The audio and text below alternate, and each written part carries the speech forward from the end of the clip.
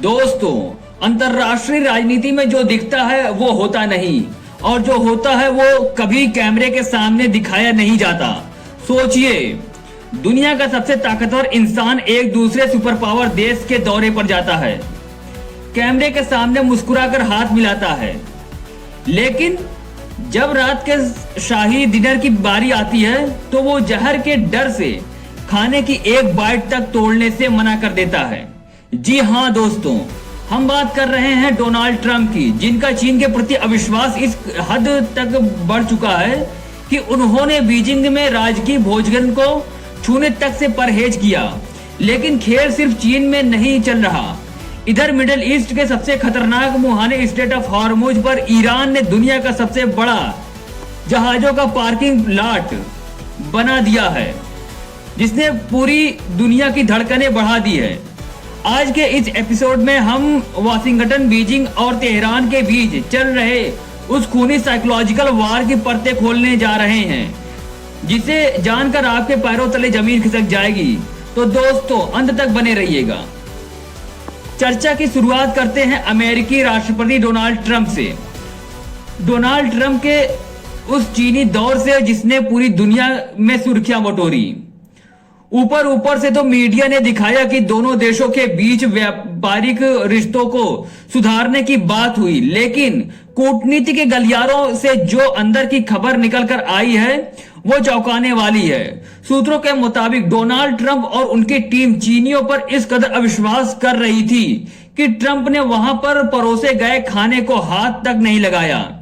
यहां तक कि जब दोनों देशों के राष्ट्राध्यक्षों के बीच टोस्ट की रस्म हुई तो ट्रंप ने ड्रिंक की इतनी छोटी सी घूंट ली जिसे शायद गिना भी नहीं जा सकता। दोस्तों, यह दिखाता है कि अमेरिका और चीन के बीच अविश्वास की खाई कितनी गहरी हो चुकी है। जो लोग यह सोच रहे हैं कि ट्रंप चीन पर नरम पड़ रहे हैं, उन्हें इतिहास देखना चाहिए। ट्रंप दशकों से चीन के खिलाफ सबसे आक्रामक रुख अपनाते हैं। यह जो कैमरे के सामने सब कुछ ठीक है का नाटक चल रहा है, यह सिर्फ कूटनीतिक दिखावा है। हकीकत में दोनों देश एक दूसरे की गर्दन नापने की तैयारी में हैं। इस 2 घंटे से ज्यादा लंबी सीक्रेट बैठक में शी जिनपिंग ने सीधे ट्रंप की आंखों में आंखें डालकर जो बात कही, उसने अमेरिकी रणनीतिकारों की रातों की नींद उड़ा दी है। जिनपिंग ने बातचीत की शुरुआत ही ताइवान के मुद्दे से की। उन्होंने साफ शब्दों में इतिहास के उस थुसीडाइड ट्रैप का हवाला दिया, जिसका मतलब होता है कि जब कोई उभरती हुई शक्ति जैसे चीन किसी सत्ताधारी शक्ति जैसे अमेरिका को चुनौती देती है तो युद्ध होना लगभग तय हो जाता है। रक्षा विशेषज्ञों का मानना है कि अगर चीन ने ताइवान पर हमला किया तो यह अमेरिका के लिए एक बुरा सपना होगा। वाशिंगटन के वार गेम्स और थिंक टैंक की रिपोर्ट कहती है कि इस जंग में जीत 50-50% है दोनों की। इस परिस्थितियों में चीन जीत सकता है क्योंकि ताइवान उसके मुख्य भूभाग से महज 50 मील दूर है, जबकि अमेरिकी सेना दुनिया भर के मोर्चे पर पहले से ही बहुत पतली फैली हुई है। इसलिए अमेरिका खुद सीधे जंग में कूदने के बजाय ताइवान, जापान, फिलीपींस और भारत जैसे सहयोगियों को हथियारों से पाट रहा है ताकि वे चीन के खिलाफ ढाल बन सके। दोस्तों, अब बात उस दूसरे मोर्चे की करते हैं जहां बारूद सुलग रहा है। ईरान के सबसे बड़े दक्षिणी द्वीप केशव आइलैंड से सीधे युद्ध जैसी तस्वीरें आ रही हैं। यह द्वीप रणनीतिक रूप से स्ट्रेट ऑफ हॉर्मुज के ठीक मुहाने पर है। ईरान ने यहां अपना एक नया सैन्य शासन और नई अथॉरिटी लागू कर दी है। ईरान का नया नियम सीधा है, यह समुद्री रास्ता सबके लिए खुला है, लेकिन हमारे दुश्मनों जैसे अमेरिका और इजराइल के लिए पूरी तरह बंद है। ईरान की इस नई नीति का नतीजा यह हुआ कि स्ट्रेट ऑफ हॉर्मुज के दोनों तरफ जहाजों का एक ऐसा विशाल जाम लग गया है जिसे जमीनी रिपोर्टर जहाजों का पार्किंग लॉट कह रहे हैं।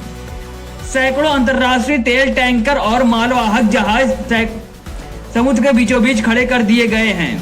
IRGC की नौसेना हर एक मरीन ऑपरेशन को खुद कंट्रोल कर रही है और किसी भी विदेशी सैन्य जहाज को गुजरने की इजाजत नहीं है।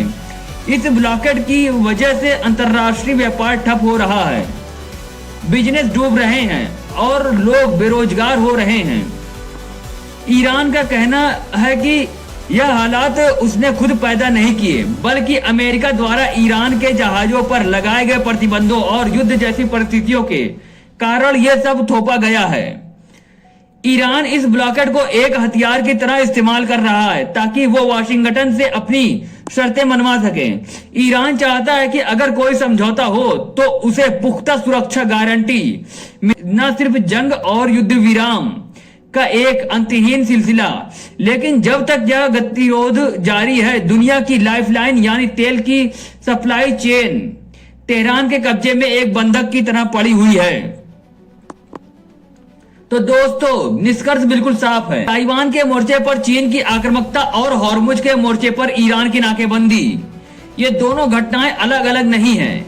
यह अमेरिकी साम्राज्य को चारों तरफ से घेरने की एक सोची समझी रणनीति का हिस्सा है। एक तरफ अविश्वास इस कदर है कि नेता एक दूसरे का खाना खाने तक को तैयार नहीं है, और दूसरी तरफ समंदर में दुनिया की अर्थव्यवस्था का गला घोंटा जा रहा है। महाशक्तियों का यह अहंकार दुनिया को एक ऐसी तबाही की तरफ ले जा रहा है जिसकी भरपाई मुमकिन नहीं होगी। क्या आपको लगता है कि डोनाल्ड ट्रंप का चीन में खाना न खाना उनका डर था या एक सही सावधानी? और क्या ईरान की यह समुद्री नाकेबंदी दुनिया में एक नए तेल संकट को जन्म देगी? अपनी बेबाक राय कमेंट बॉक्स में जरूर ठोकिएगा। इस इनसाइड विश्लेषण ने आपको कुछ भी नया सोचने पर मजबूर किया हो तो इस वीडियो को लाइक कीजिएगा जरूर, और हमारे चैनल को बिल्कुल भी सब्सक्राइब करना मत भूलिएगा। मिलते हैं ऐसे ही किसी दूसरे अपडेट में, तब तक के लिए जय हिंद, वंदे मातरम।